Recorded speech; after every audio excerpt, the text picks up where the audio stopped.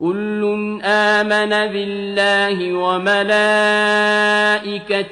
وكتبه ورسله لا نفرق بين أحد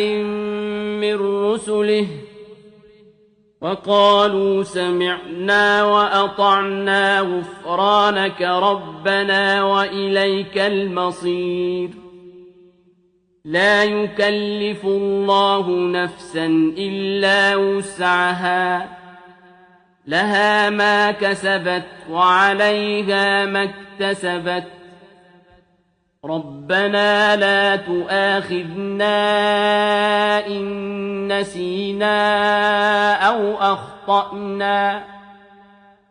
ربنا ولا تحمل علينا إصرا كما حملته على الذين من قبل